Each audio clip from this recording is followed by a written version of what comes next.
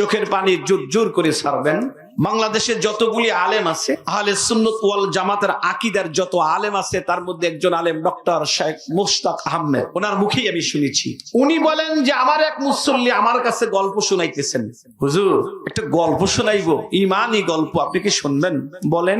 হুজুর, আমার বাড়ির কাজের বুয়া, মেয়েটার বাড়ি হলো শেরপুর, 2000 টাকার বেতনের চাকরি। যদিও মেয়েটা গরিব, আমার বাড়ির কাজের বুয়া, কিন্তু হুজুর অত্যন্ত আদবওয়ালা, পর্দাওয়ালা। আমি ওর চুল দেখতে পারি নাই, ও খুব ভদ্রতা নিয়ে আমার ফ্যামিলিতে কাজ করে। হুজুর, আমি যাব হজে, সামনে মাত্র 15 দিন বাকি, আমি হজে যাব, আমি না যত খুশি তার চেয়ে বেশি খুশি কাজের বুয়া। খুব ভালো করে বুঝবেন ঘটনাটা কি ঘটে। সবচাইতে বেশি খুশি কাজের বুয়া। কাজের বুয়া আমারে ডাক দেয়, মালিক আপনি তো যাবেন তাই না? বলে হ্যাঁ। আচ্ছা, যাওয়ার সময় আপনি হেরামের কাপড় পরবেন না? বলে হ্যাঁ, হেরামের কাপড় পরবো।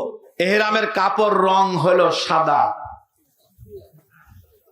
হাজী সাহেবগণ পড়েন কি? আমাদেরকে পরায়াও দিবে সাদা।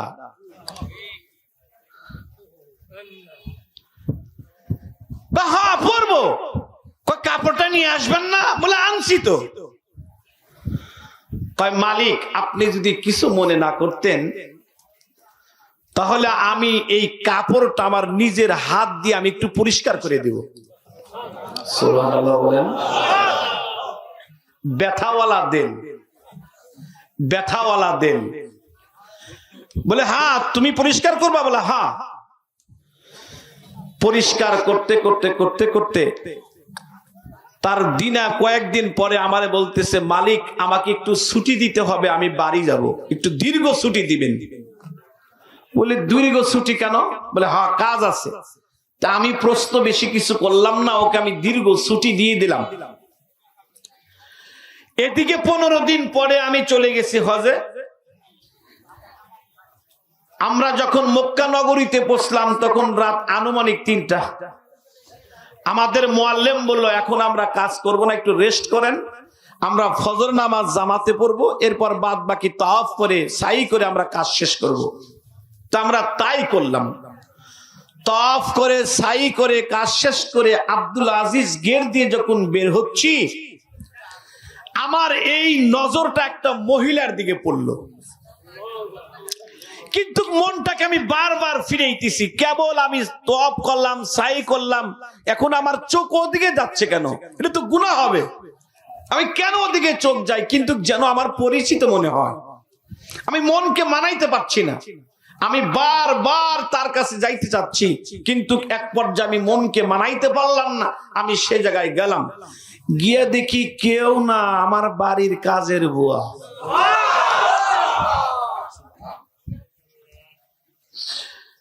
আরে তুমি কেন? তুমি আমার কাজের বুয়া না? বলে হ্যাঁ।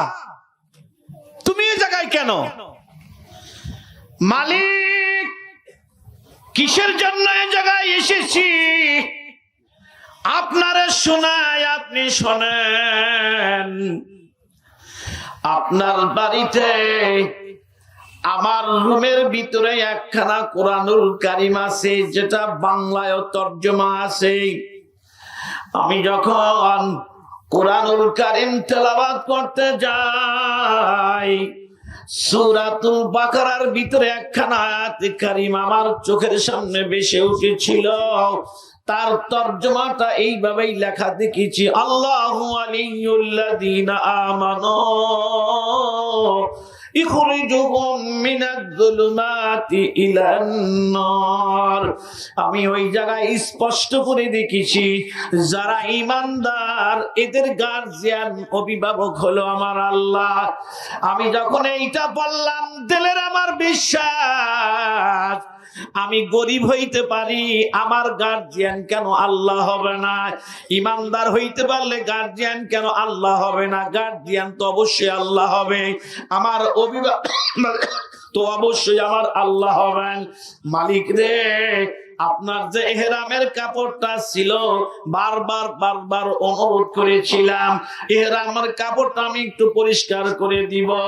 মালিক রে, ইহরামের কাপড় যখন আমি পরিষ্কার করতে যাই, একবার ইহরামের কাপড়ের দিকে তাকাই, আর একবার আমি আরশ আজিমের দিকে তাকাই।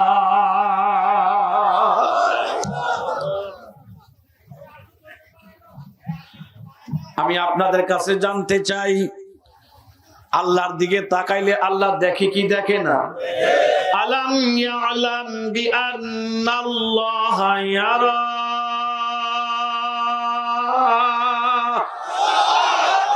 আরো জোরে বলেন।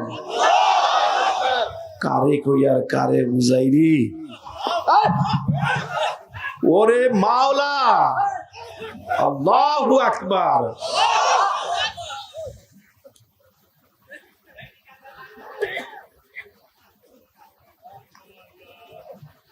মাওলা এত কাছে।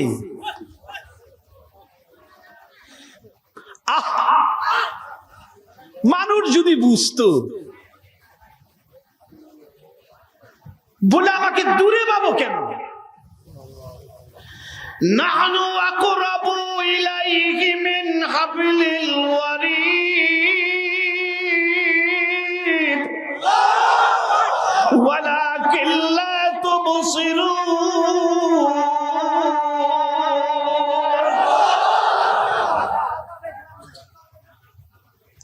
একটু সময় কি দিবেন আমাকে? দেবেন? কষ্ট হবে না তো? আমি তো তোর কাছে, আমি তোর সাথে। আচ্ছা, আমাকে চেনোস না কেন? আমাকে দেখোস না কেন? কি আবেগ! আরে আমার মালিক, আমার মালিকের কত দয়া যে আমার মালিক আগ্রহ করে বান্দা তালাশ করে। আল্লাহ নিজেই তালাশ করে, বান্দা আয় আমার কাছে আয়, আমি তোকে লাইক করি, পছন্দ করি। আল্লাহ এত কাছে, তবু আল্লাহরে চিনি না কেন? সহজে বুঝবার জন্য আমি একটা মিসাল দেই, পরিষ্কার ক্লিয়ার করার জন্য। আজ থেকে নিয়ে বহুদিন আগে এক দিনদার বাদশাহ পৃথিবীতে আসছিল, নাম ছিল সুলতান মাহমুদ গজনবী। বলে নাম কি ছিল? উনি এমন এক দিনদার বাদশাহ, রাত্রের এক ভাগ ঘুমাইতেন, এক ভাগ তাহাজ্জুদ পড়তেন, এক ভাগ নিজেই ঘুরে ঘুরে প্রজাদের খোঁজ খবর নিতেন, দেখি চুরি হয় কিনা। ঘুরতে ঘুরতে ঘুরতে ঘুরতে দেখে 3 যুবক বসা। বাদশাহ মনে করছেন হয়তো তাহাজ্জুদ পড়বে। কেন মনে করছেন? গ্রামাঞ্চলে একটা কথা আছে, যার মনে যা। বাদশাহ তাহাজ্জুদ গুজার, সে মনে করছে তাহাজ্জুদ পড়বে। 3 যুবক হলো চুরি করার জন্য বের হয়েছে। যুবকরা মনে করছে আমরা চুরি করার জন্য বের হয়েছি, এও বুঝি চুরি করবে।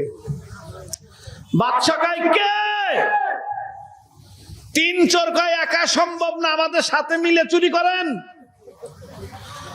বাদশাহ কয় পাইছি, এরই তো খুঁজতেছি, আমি তালাশ করতেছি। কিন্তু বাদশাহ কিছু বলতেছেন না, দেখতে চাচ্ছেন দৌর কোন পর্যন্ত। আল্লাহ আমাদেরকে দেখতেছেন, ধরেন না, ধরেন না, ধরেন না, ধরলে কথা ঠিক না ঠিক? ইন্না বাতশা রাব্বিকা লাশাদীদ।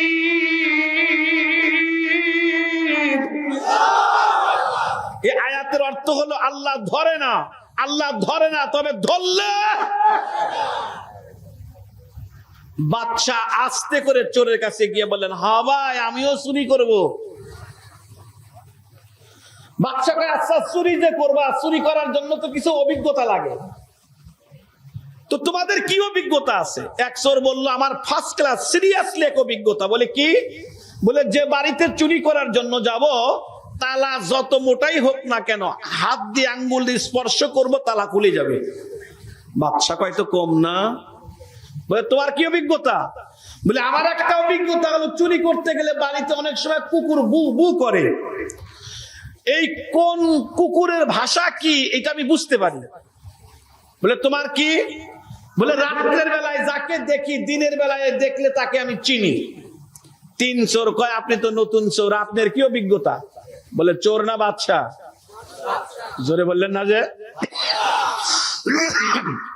বাদশা বলে আমারও একটা অভিজ্ঞতা আছে। বলে কি?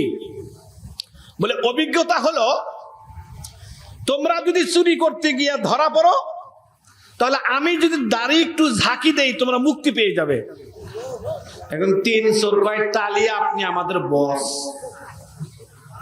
আচ্ছা বলেন তো বস না বাদশা?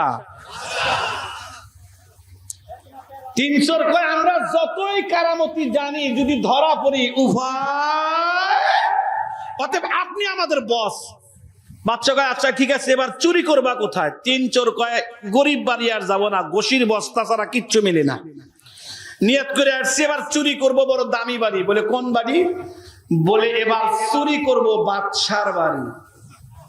কার বাড়ি? বাদশা কোথায়? বাদশা এত কাছে, এত নিকটে, অথচ চোরের সিনার মধ্যে বাদশার ভয় নাই কেন? বললেন না একটু? আহকামুল হাকিমিন রব্বিক কারীম তো আমাদের সাথে, অথচ আমাদের সাথে থাকার পরেও আমাদের চোখের গুনাহ আছে না নাই? জবানের গুনাহ আছে না নাই? হাতের গুনাহ আছে না নাই? পায়ের গুনাহ আছে না নাই? দিলের গুনাহ আছে না নাই? গুনাহ আর গুনাহ, গুনাহ আর গুনাহ। কেন? আল্লাহ তো কাছে। বলে কারণ একটাই, আল্লাহ রে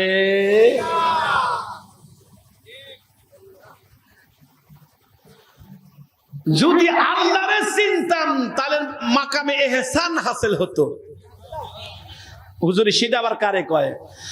আনতা আবুদাল্লাহ কান্নাকা তারা ফাইন লাম তাকুন তারা ফাইন্নাহু ইয়ারাক।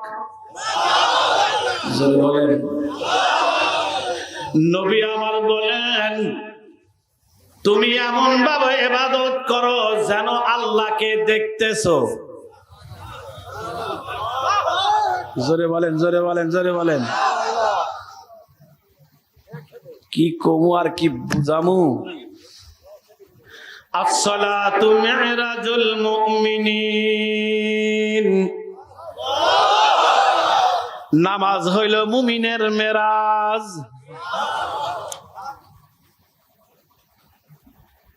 মুসলমান ভাইরা আমার, আমি পূর্বের দিকে চলে যেতে চাই। যদি বাদান আল্লাহকে পাইতে চান, আল্লাহওয়ালা হইতে চান, মুত্তাকিন হইতে চান, যদি আল্লাহর নিকটম হতে চান, তাহলে 1 নম্বর আল্লাহওয়ালাদের কাছে যান। আল্লাহু আকবার বলেন।